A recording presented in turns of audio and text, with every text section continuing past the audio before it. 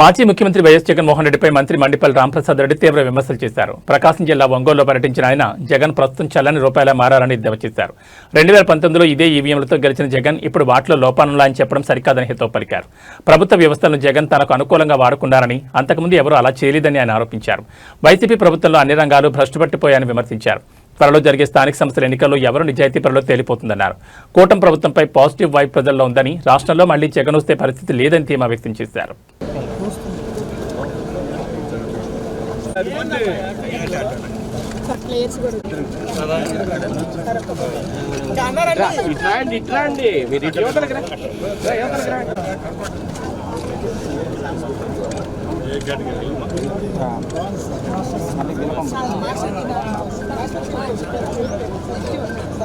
ఈ అమ్మాయి మన నేషనల్ సార్ మాస్టర్స్ శ్రీమతి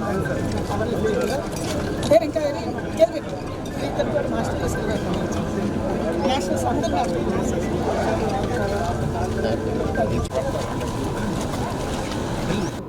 జగన్మోహన్ రెడ్డి గారు ఇప్పుడు చల్లని రూపాయి అండి.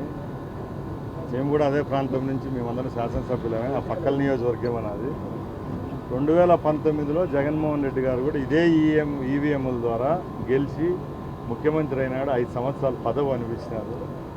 ఆ 5 సంవత్సరాల్లో లేనిది ఇప్పుడు మేము 2024లో గెలిచినప్పుడు ఈవీఎం లేదో తప్పు చేసినా అంటే ఎవరు నమ్మరు. ఇంకా పోలీసుల విషయానికి వస్తే జగన్మోహన్ రెడ్డి వ్యవస్థలను వాడినట్టు ఏ ప్రభుత్వము ఏ ముఖ్యమంత్రి వాడినట్టు. ఆ రోజు ఆయన కనుసరణలోనే జ్యుడిషియరీ నడిచింది, పోలీస్ వ్యవస్థ నడిచింది, రెవెన్యూ వ్యవస్థ భ్రష్టు పట్టిపోయింది. అన్ని రంగాలు అందరి మంత్రిత్వ శాఖలు ఆయన కింద పనిచేసినట్టుగా ఆయన ఈరోజు పదవి కోల్పోయిన తర్వాత మా మీద మాట్లాడడం మంచిది కాదు.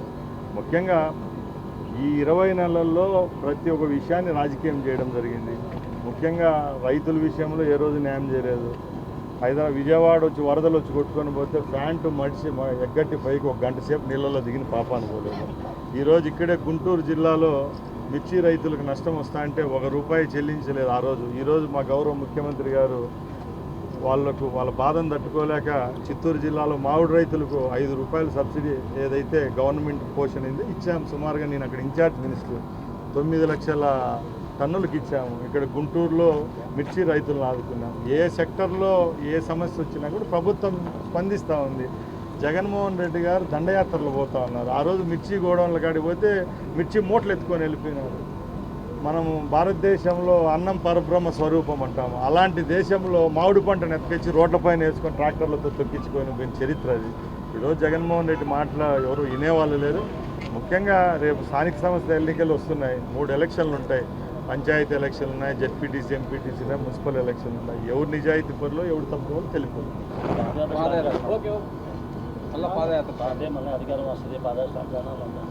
ఎక్కడా లేదండి. ఇప్పుడు ఒక్కటే ముఖ్యంగా ఈ ప్రభుత్వంలో ఒక పక్కల సంక్షేమం అభివృద్ధే కాకుండా సగటు మానవుడు ప్రశాంతంగా బతుకుతాను ఉంటాం. దానిలో ప్రెస్ వాళ్ళ గురించి విలేకరుల దగ్గర నుంచి ఒక పెద్ద కార్పొరేట్ సంస్థను నడిపించే యాజమానుల వరకు కూడా ఈ తెలుగుదేశం కూటమి ప్రభుత్వం ఏర్పాటైన తర్వాత మేము మా ఇళ్లలో కూర్చొని మా మేము బతుకుతామని అన్నిటికంటే మంచి ఒక పాజిటివ్ వైపు అనేది ప్రజల్లో ఉంది.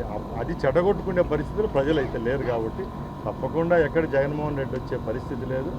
ముఖ్యంగా ఈరోజు జగన్మోహన్ రెడ్డి బాధ ఒకటే అండి. ఎక్కడ గోదావరి, ఎక్కడ కృష్ణానది ఉంది. ఈరోజు గోదావరి జలాలు త్వరలోనే రాయలసీమకు వస్తూ ఉన్నాయి.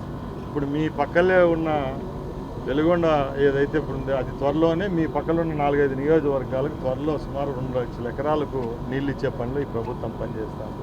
ప్రతి ఒక్క ఏరియాలో ఏదో ఒక డెవలప్మెంట్ జరుగుతుంది. ఇదే హైవేకి ఎన్ని ఫ్యాక్టరీలు వచ్చాయి చూడండి. ఆ రోజు ఈ రాష్ట్రంలో వచ్చిన పారిశ్రామికవేత్తలు అనుకోండి, పెట్టుబడిదారులంతా రాష్ట్రాన్ని వేసి పరిగెత్తే పరిస్థితి నుంచి ఈరోజు క్యూ లైన్ కట్టి అమరావతి చుట్టూ తిరిగే పరిస్థితి వచ్చిందంటే అది కేవలం బ్రాండ్ చంద్రబాబు నాయుడు గారే. తప్పకుండా జగన్మోహన్ రెడ్డి అని పగట్టుకెళ్తారు.